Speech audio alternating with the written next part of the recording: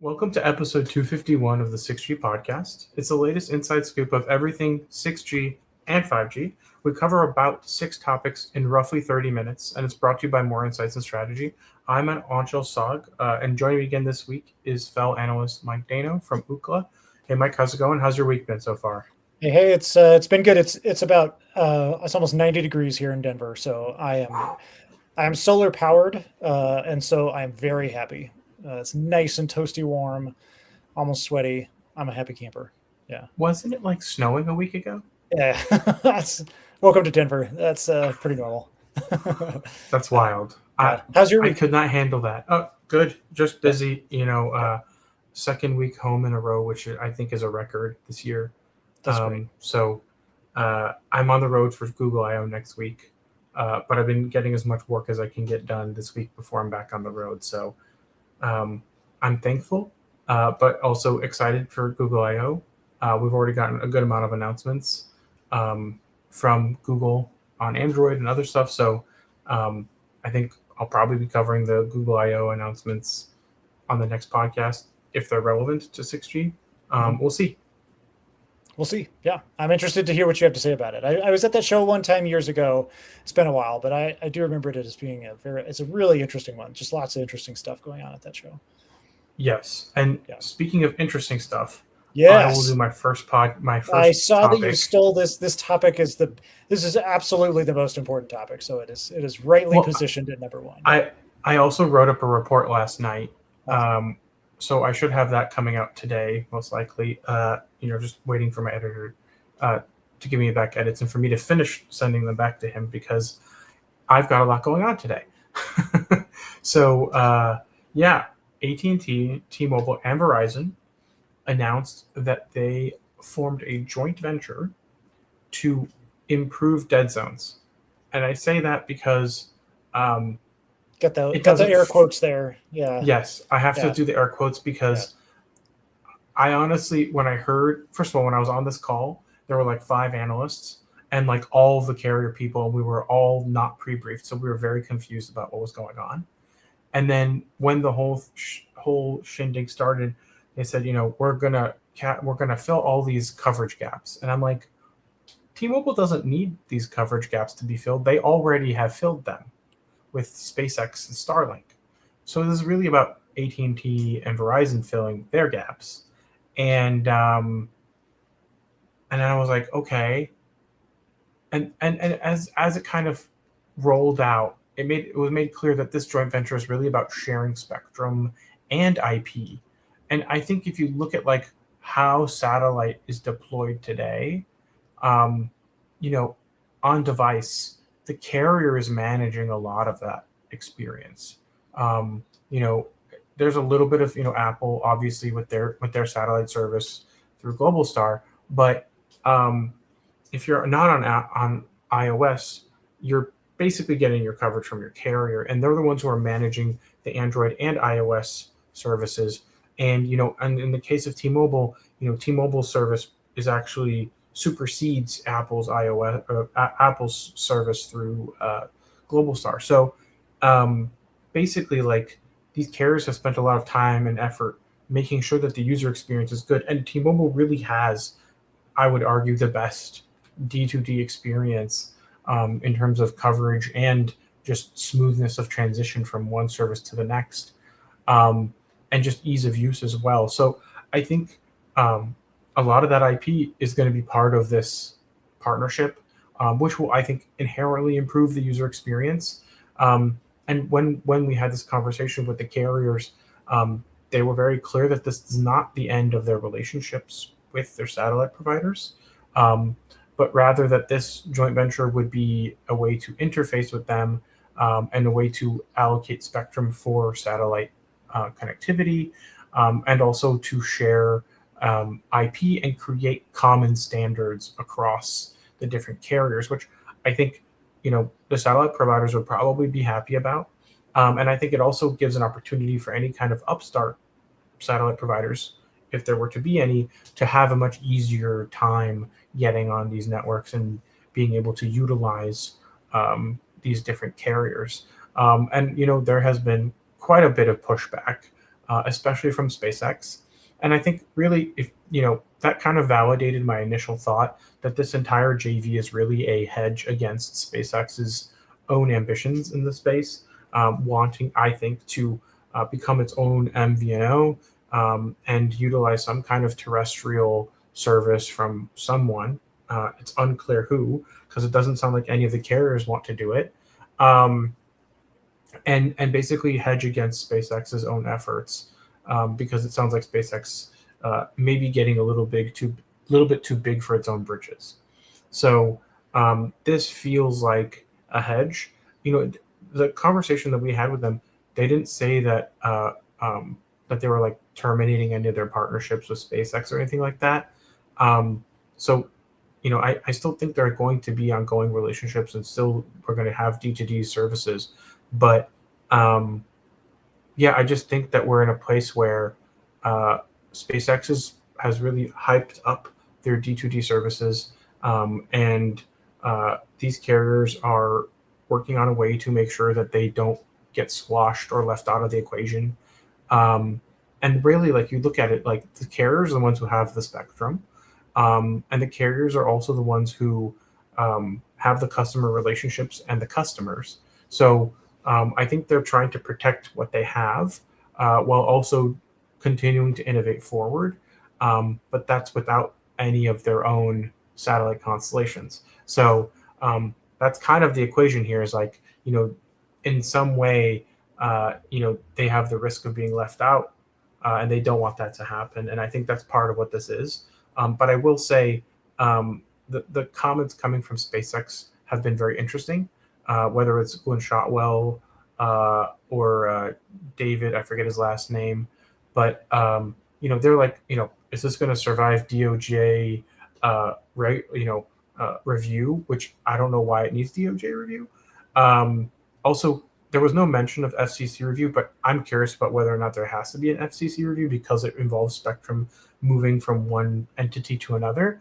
And also, this JV will be an equal part 3 carrier shared venture. So there's no like primary or secondary or tertiary. And yeah, it's a little bit interesting, just because I don't think we've seen anything like this before. And some people have claimed that this might be a cartel, but I feel like that's a little bit of a overreaction, I think, at this point. I think how they behave and how this is utilized and how it performs will ultimately be how it's judged. But yeah, this was a very complex topic, a lot going on, lots of opinions. I will say that in my article I mentioned that I think some of this has to do with the SpaceX IPO, and that SpaceX is very ambitious in its claims for all of these technologies, whether it's space data centers or direct to mobile, or direct to device mobile. And yeah, I just saw, like, literally right before we went live, that they might be IPOing June 12th. So I think the hype leading up to this IPO will continue for whatever SpaceX does. For sure. I mean, I think this is the most interesting thing that happened this week by a wide margin. This new JV that was announced by AT&T and T-Mobile and Verizon to pool their spectrum for direct to device. And as we know, Ookla recently published a report about unique monthly. I included that in my article too. Good. Because yeah, we did get some validation from a mobile network operator that our numbers were actually pretty spot on, and we found, in the U.S., less than half of 1% of speed test users make use of those connections. We see about 0.5% of unique monthly users making a D2D connection per month. And in other countries, it ranges from about 1.5 to 0.1%. But really, yeah, not a lot of usage of these D2D connections in the current situation. So it seems like such a small market opportunity to warrant all of this sort of jostling and market noise. And here, we've got this JV, and SpaceX is going on its IPO roadshow just imminently. But I agree with you in that the responses by Gwen Shotwell and you mentioned David, I think it's Goldman is their policy director at SpaceX, essentially raising questions about this JV, whether it should fall under antitrust market collusion rules, or that it was putting Starlink into the role of David versus Goliath. Yeah, I also called that out too, because I'm like, very interesting. A $1.5 trillion startup is not a David in any universe. And yeah, I'm just like, I'm really surprised because they don't actually make a lot of comments, especially not Gwen. So Right. In my mind, if they're making comments about this JV, then it must have struck some kind of a nerve, right? Like, it just feels like they're underselling it while also simultaneously, by reacting to it, overselling it. Exactly. And why are they responding so sort of loudly and publicly to this? Because typically when you see these kinds of things go down, normally you see the kind of responses like AST Space Mobile posted, which was, good news, we hope to support our partners. It's just sort of bland corporate stuff like that. But you're not seeing that from SpaceX. Same with Blue Origin, right? I saw the Blue Origin one today. Like, I didn't see that. Very generic, but in support. Right. But that feels like a response to the SpaceX comments. Yeah. Yes. So it does feel that like this JV is very much a response or hedge against SpaceX specifically, which just raises all sorts of questions. What are we going to see next from SpaceX? There's all this talk about the Starlink MVNO, whether that's possible or not. I think it's also a hot potato. Ride. Yeah. Yes. Yeah. Exactly. Yeah. So I think that's definitely the most interesting thing going on right now. Yeah. And actually, so it pivots a little bit into my next topic, just a little bit, which is a bit of a scene setter for the Network X show that I'll be at next week. And the reason I say it's a little bit of a pivot to that is because at that show, satellites are going to be a big topic, and I'll be moderating a panel with multiple different satellite folks on it, including an executive from Amazon Leo. And as we know, Amazon Leo is in the process of attempting to purchase Globalstar, ostensibly in order to offer D2D services on a global basis, through the Globalstar spectrum. So unfortunately, the deal has not closed yet. And so this executive who I'll be talking to next week has expressly said he cannot talk about it in any way, shape, or form. But certainly, Amazon Leo is not the only one who wants to play in this area. We have, Viasat actually has a significant amount of MSS spectrum, and my understanding is they also have a joint venture with Space 42 called Equitas, I think is how you pronounce that. And that is targeted also at this direct-to-device thing, which is really noteworthy because the amount of MSS spectrum that Viasat holds is actually quite substantial. So they could become a very big player in this. And going back to your point, your initial point about this JV, presumably this JV would set up a way that these U.S. mobile network operators would be able to work with companies like Viasat or Space 42 or Equitas or Amazon Leo in order to onboard their spectrum holdings into some D2D, service of some kind. So yeah, it's just there's a lot going on, a lot of moving parts right now. I was just going to point out, this is the Network X conference, which is not to be confused with Connect X, which just happened recently. Which just happened. Yes. Two different X's. If we get a third X, then we'll have to be careful. The triple X. But yeah, Network X is a different one, hosted by Informa. So it should be a good show. Certainly, satellite will be one topic, but there's also many other topics. Open RAN. We've got some.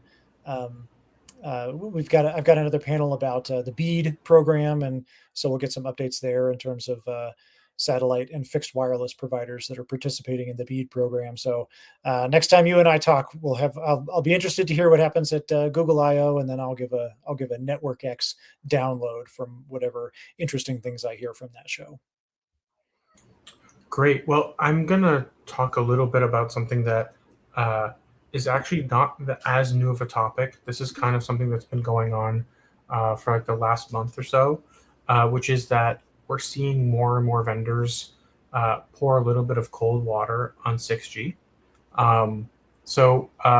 The two big ones are actually Orange, which is a carrier, and Samsung, which is a network infrastructure provider.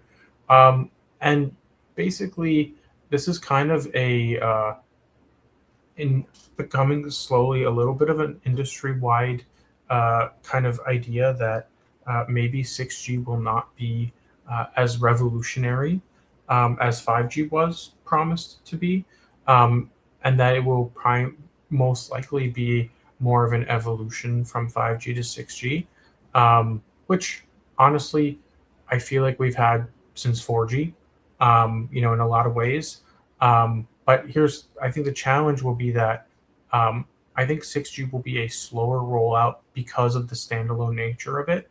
And it will kind of become, the place where we evolve some of these 5G AI networks into a 6G network, and, apply capacity and compute where it's needed, as opposed to just blanket covering the entire country with it, and telling people, now you've got 6G and they don't know what they're doing with it. So I think inherently we're going to see a slower rollout for 6G, but it might be more effective than 5G was because, all these 5G networks rolled out, but nobody really saw anything meaningful outside of T-Mobile for years. So, and in some ways, if you were on Verizon, you had DSS, you actually had a worse experience. So I think that there's an experience where there could be something done about 6G being a more tempered approach. And that's why we'll see companies not really report 6G as a big growth area for them. And it might just be, more about the infrastructure replacement cycle rather than the actual G itself. And maybe AI drives, network upgrades more than 6G does. But the reality is that I think, much like in many of the other areas that I work in the industries, AI is a driver for a lot of upgrades, whether it's, for 5G connected PCs, or if it's for cars, or if it's for PCs. Like, AI is actually driving a lot of the need for replacement rather than the next generation or whatever, used to be the way things were done. So it'll be really interesting to see what those roadmaps look like for each carrier and how the infrastructure vendors will respond. But I think that we're going to maybe see some companies go early with infrastructure upgrades because that's just like their cycle, and they want to be early for whatever reason, and they have the justification for it. And I think others might just be late. And I think we'll probably get some weird 6G claims early on as well. We got them with every single G since I can remember. So I think that's just going to be the nature of the beast. But also, maybe we'll get companies who want to race to say they were the first to 6G, like we had with 5G and 4G. So yeah, we'll see. But I was really interested in this just because I'm starting to sense that more companies are kind of tempering expectations a little bit, and trying to maybe focus more on the actual capabilities rather than just the G. Yeah, I think that's really interesting. It's such a difference from the early days of 5G, because boy, we saw some really hype machines that went into overdrive in those early days of 5G. So to have some cold water here poured on the early days of 6G probably isn't a bad thing. I think that's I think tempering expectations may be a worthwhile approach here in the early days of 6G. I do. So Actually, this does relate to the next thing I wanted to talk about, which was some interesting findings that we got from RootMetrics, which were recently reported by a friend of the show, Ian Morris, at Light Reading. This week, he published an article that was citing some RootMetrics data, essentially ranking the radio access network vendors in the US.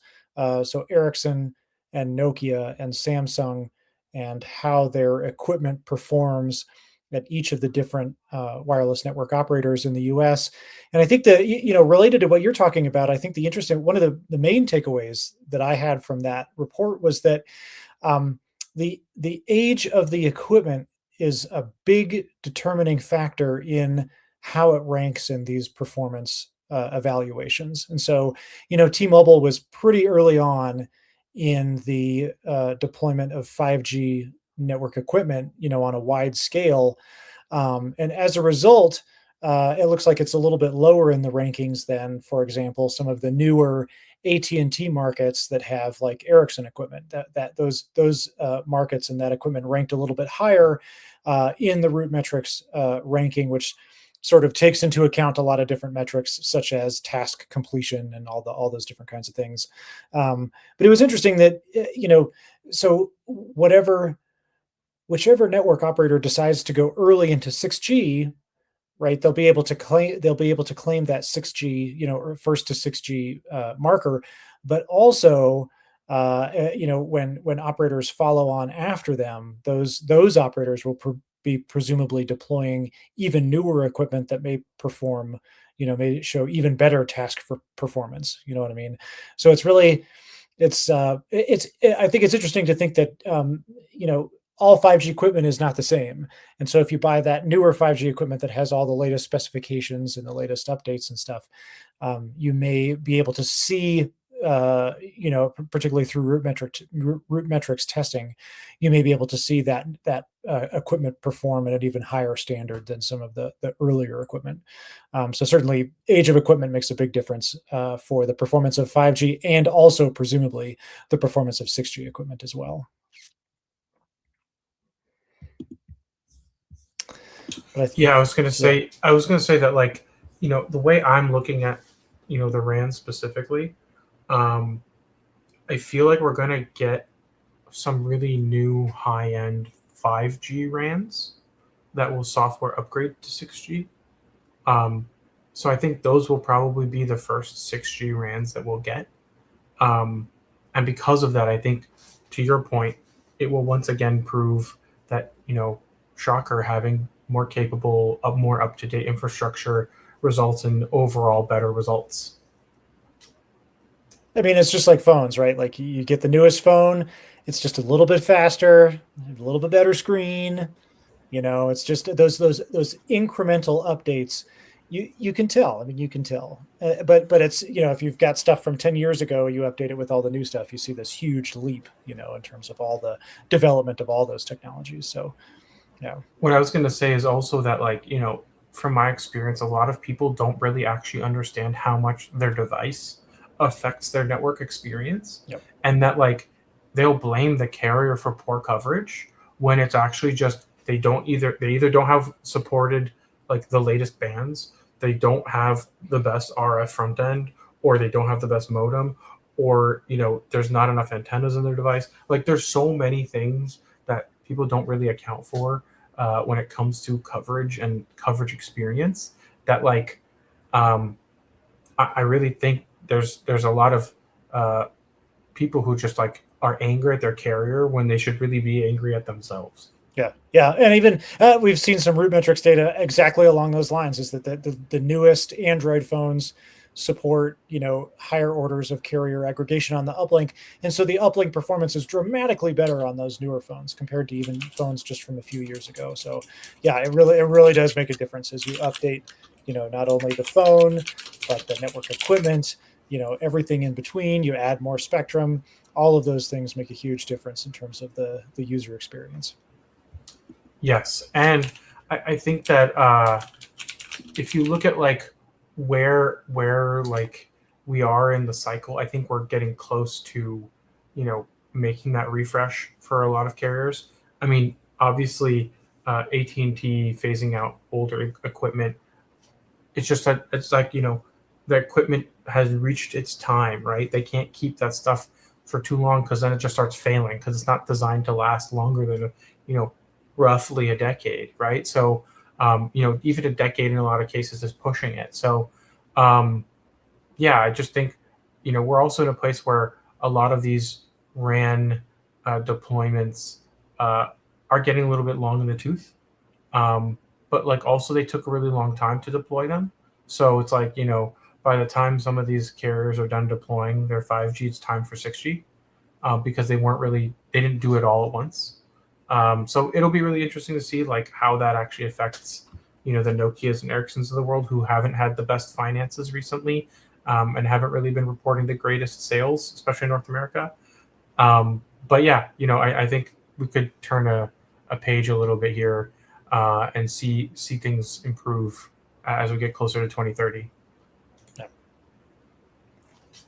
All right, so then I will do my final topic, and this one was a bit of a shock, and that is that Comcast CEO said that wireless is now Comcast's top priority, and that is kind of crazy because it obviously is going to get some headlines because they're a cable operator and they've got tens of millions of customers on cable.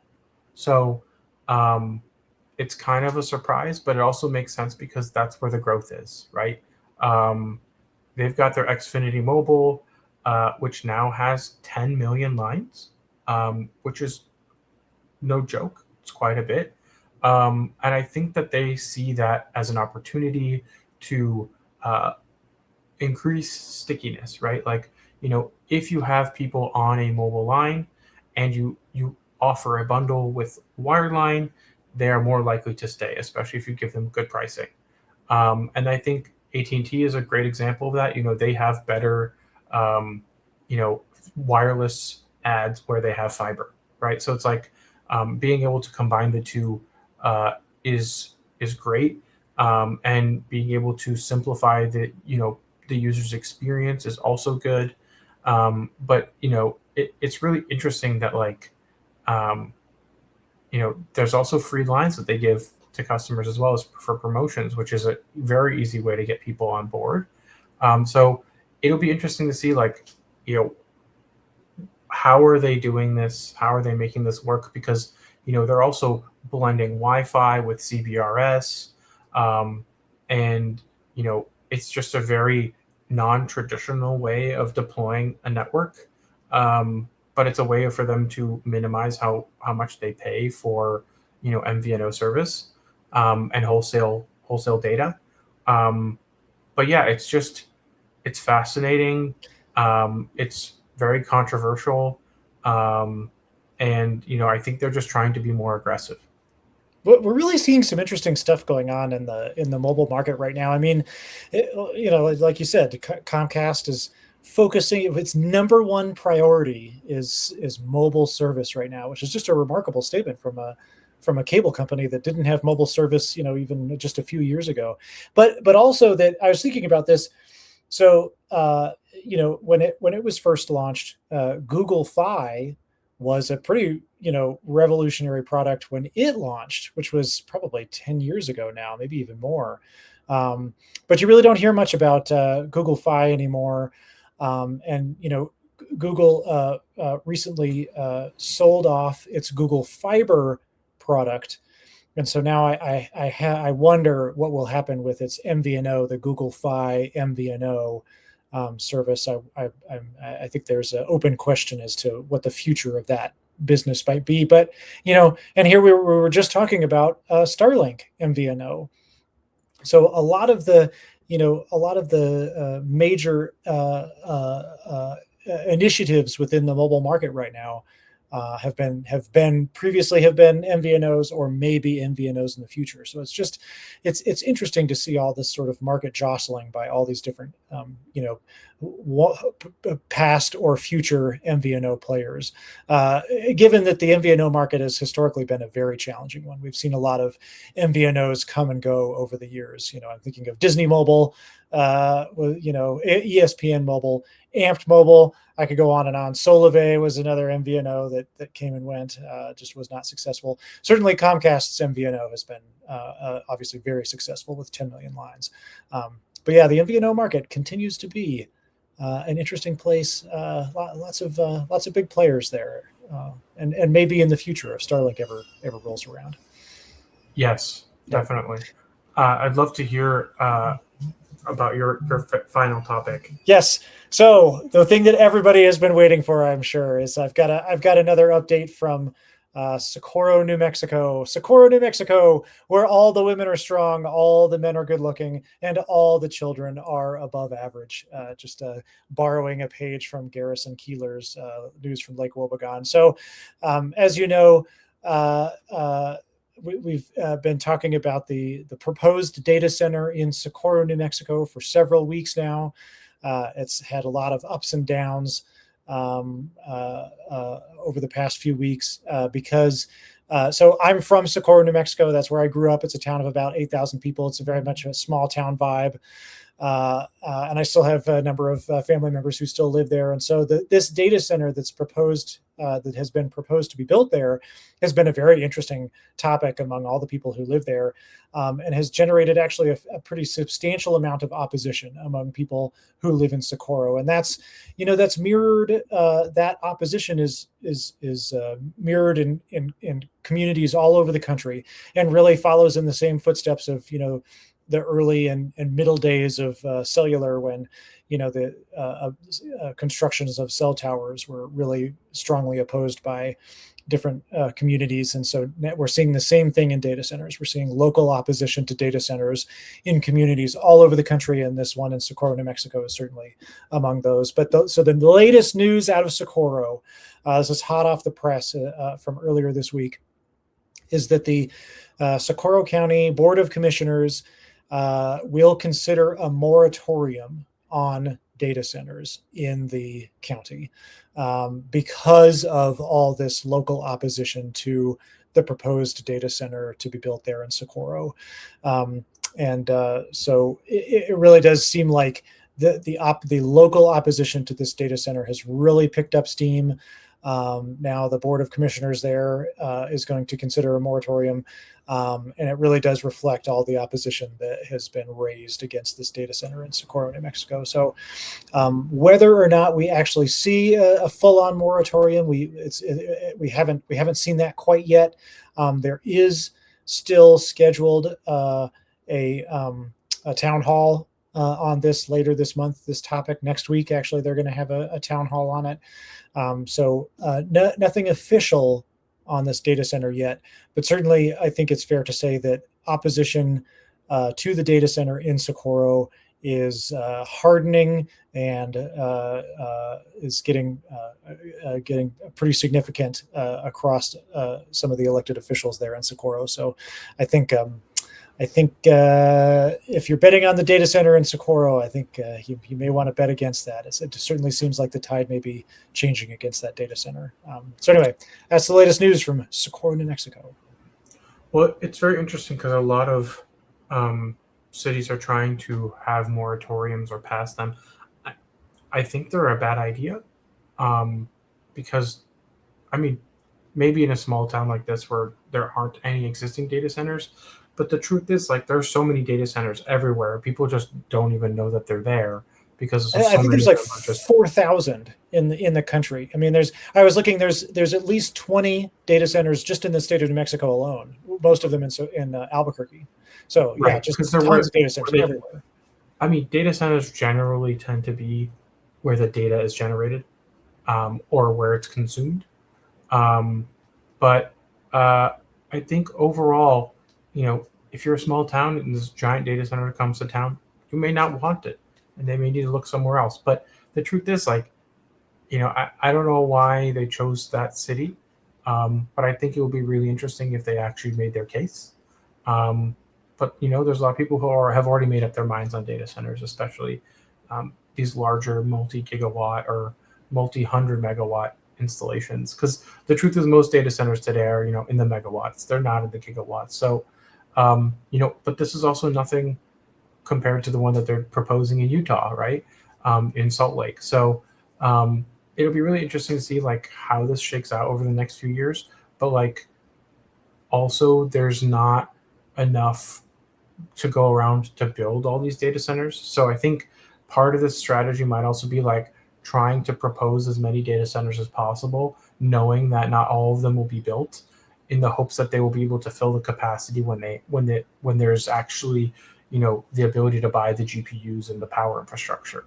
Yeah, I totally think that's the case. I think they're just trying to get as many approvals as they can, knowing that many of these proposals are not going to be approved, which is certainly what it seems like is happening in Socorro. I will say, sort of related to this, a big topic in the data center industry is how to power these things. Because the demand on the grid has been pretty constant over the last 20, 25 years. And now all these AI data centers are really spiking demand for power that the national grid may not be able to answer. And along those lines, so I live here in Denver. Our power company is Xcel Energy. Xcel Energy is about to raise rates in order to update the grid and design it in a more resilient way, and also address rising demands for power. However, what Xcel said is that data center developers will pay the full cost of the additional infrastructure and electricity that they require, including grid upgrades, transmission lines, power generation capacity. They said that your rates will not increase to support data center operations, which I thought was very interesting and frankly a little bit of a relief as a customer of Xcel. I have to pay them to power my heating and air conditioning. I'm actually glad to hear that position. I think that's the position that probably I assume most utilities will take as increasing numbers of data centers work to come online. Yeah, I live in California where we pay the most for electricity. Yeah. Crazy, right? Like it's really expensive, is from my understanding. Yeah, I mean, I'm paying like $400 a month. But that's also because my rates went up again, even though I'm using a lot of natural gas. And that's rates go up because they can. And I have feelings about the whole monopoly situation. Supposedly we have a community power, which gives us more choice, but really it's the same person, same utility with a slightly different structure. But yeah, I think people are most upset where it hits them in the pocketbook, which is utility costs. So yeah, we'll see what happens long term, but it's good to hear that not all utilities are jacking up prices on consumers because they have to add capacity to satisfy data center demand. Yeah, I do not want to subsidize data centers with my. it's also one of those things that's like, why are people opposing data centers? This is one of the reasons. So if anything, moratorium on capping people's cost increases due to data centers would be more welcome, because then that forces the data centers to actually work within the bounds of what's reasonable for consumers, or pay for extra capacity, right? So the Googles and the Amazons of the world have ensured that their data centers have nuclear energy available to them, or are helping to subsidize the development of nuclear fusion, right? So I think that there's a lot of opportunity. The one thing I'll say, I've said this a long time ago, but I'll repeat it again. If we get nuclear energy as a result of these data centers, I will not complain. That sounds like a good result, right? Is reliable and consistent power. That sounds like a pretty good result. Yeah, exactly. But yeah, I think this may be nearing the end of the story of Socorro. So we'll see if there's any more updates. But I really appreciate you focusing on this one, because it's an interesting little story that's like a microcosm of the rest of the country. Exactly. Yeah. Well, great. I think we had some fun topics and a good discussion, and a great way to wrap up our week. We want to hope that our viewers and listeners found this week's topics interesting. And please don't forget to reach out to us on social media. Mike is at Mike D. Dano. I'm at Anshel Saad. And we hope you have a great rest of your week and even a more fun weekend. And don't forget to rate us and subscribe.